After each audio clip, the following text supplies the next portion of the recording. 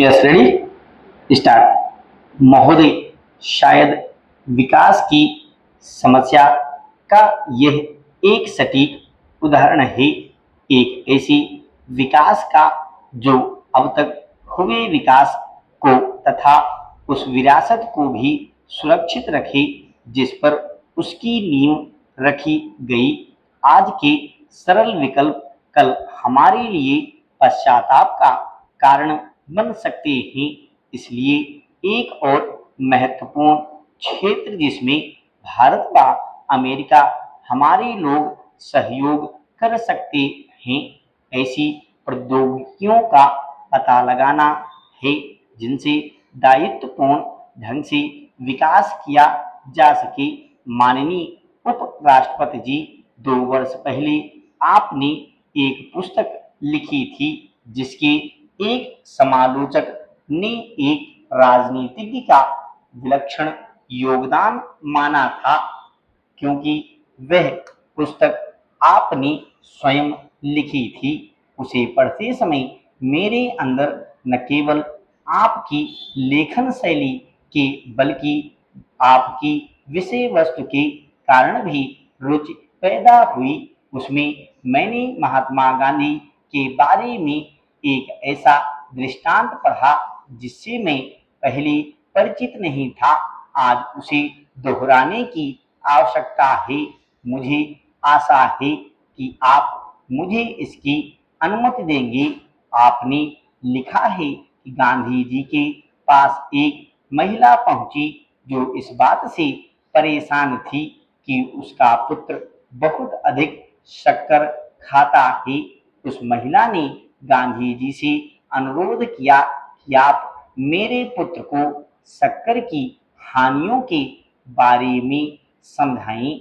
महात्मा गांधी ने ऐसा करने का वचन दिया, पर एक पखवाड़े के बाद आने के लिए कहा। उस महिला ने वैसा ही किया और गांधी जी ने अपने वचन के अनुसार उस लड़के को सलाह दी। माँ ने उसके प्रति बहुत बहुत आभार व्यक्त किया, लेकिन वह अपनी उस उलझन को छिपा न सकी कि आखिर गांधी जी ने क्यों मुझे 2 सप्ताह बाद आने के लिए कहा। गांधी ने बड़ी ईमानदारी से उत्तर दिया, मुझे स्वयं शक्कर खाना छोड़ने के लिए 2 सप्ताह की आवश्यकता थी। हम अब एक ऐसी शताब्दी के समापन वर्षों में हैं जिसने युद्ध की विनाश लीला देखी है, जो मानव की वैज्ञानिक, बौद्धिक और रचनात्मक सफलताओं से गौरवान्वित हुई है, जो कमी और निर्धनता से ग्रस्त रही है, फिर भी जो हमारी सामूहिक क्षमता के बल पर ऐसे समाधान ढूंढने में सफल रही है जो अब तक हमें नहीं मिले थे।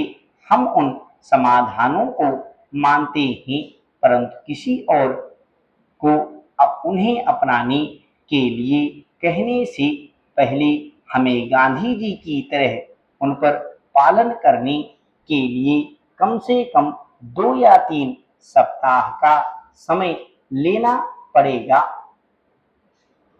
वैश्विक स्तर पर तकनीकी विकास में भारत भी साथ साथ कदम ताल कर रहा है। घोषणा हो गई है कि हमारा देश एक डिजिटल राष्ट्र बन गया है। इंटरनेट ताकत में हमने कई पश्चिमी देशों को पीछे छोड़ दिया है। यही नहीं, पिछले कुछ वर्षों में हम दुनिया के अग्रणी देशों की तर्ज पर आर्टिफिशियल इंटेलिजेंस यानी कृत्रिम मेधा के विकास का भी दावा कर रहे हैं। कृत्रिम मेधा आज के यंत्र युग में शोध और नवोन्मेष का परिणाम है, इसलिए हम इसे यंत्र मेधा भी कह सकते हैं। स्पष्ट है कि इसके व्यापक इस्तेमाल के लिए देश में काम करने के ढांचे में बदलाव करना पड़ेगा। साथ ही युवा पीढ़ी के पास डिजिटल और इंटरनेट का ज्ञान होना भी जरूरी है। इसके अलावा कृत्रिम मेधा से प्राप्त ज्ञान के विस्तार को हमें अपने नियंत्रण में रखना होगा। हालांकि कृत्रिम मेधा से जुड़े वैज्ञानिक इस बात को भी लेकर चिंतित हैं कि इसकी असीम शक्ति कहीं इंसानी दिमाग से आगे न निकल जाए और नकारात्मक मूल्यों का सृजन करके कहीं पूरी दुनिया की प्रगति को किसी और रास्ते पर न भटका दे। मगर इस आशंका के मद्देनजर कृत्रिम मेधा को सिरे से नकारा नहीं जा सकता।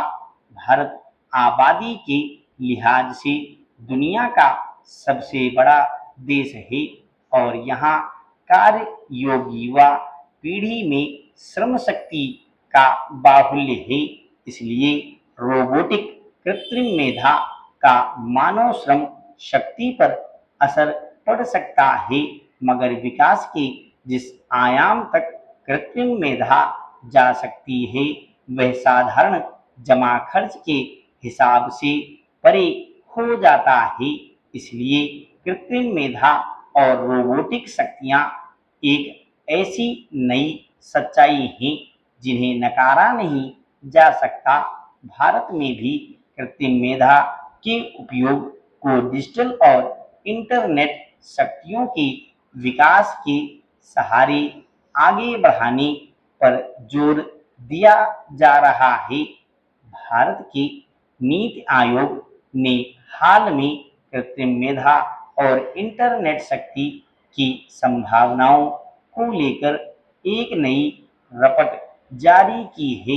इसमें स्पष्ट कहा गया है कि अगले एक दशक में उत्पादन, निवेश और कृषि विकास के क्षेत्र में अगर हम कृत्रिम मेधा का उचित इस्तेमाल करें तो देश की सकल घरेलू उत्पाद में 500 से 600 अरब डॉलर की बढ़ोतरी हो सकती है।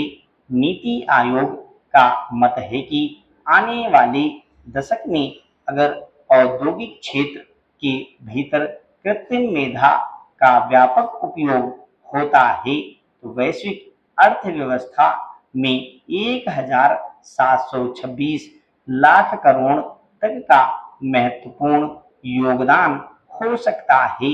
अगर कृत्रिम मेधा को प्रौद्योगिकी, विज्ञान, इंजीनियरिंग और गणित के कार्यबल का सहयोगी बना दिया जाए तो भारत में एक मजबूत और महत्वपूर्ण विकासात्मक बदलाव आ सकता है।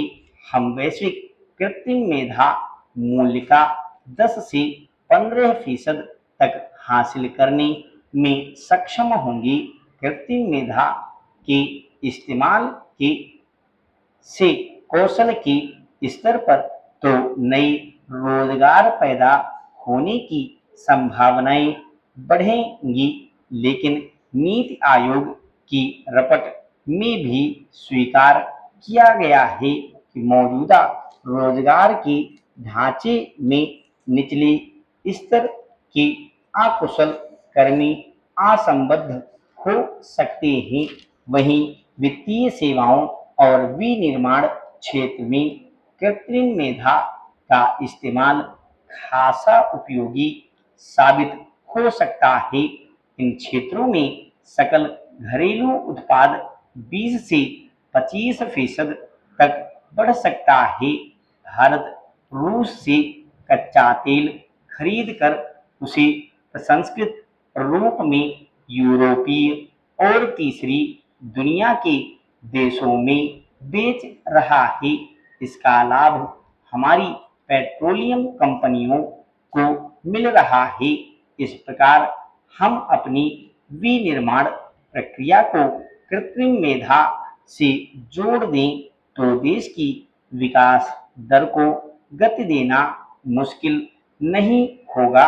हालांकि इसके लिए व्यापक स्तर पर प्रयासों की जरूरत है। इस समय अगर औसत निकालें तो भारत की विकास दर 5.7% के करीब है।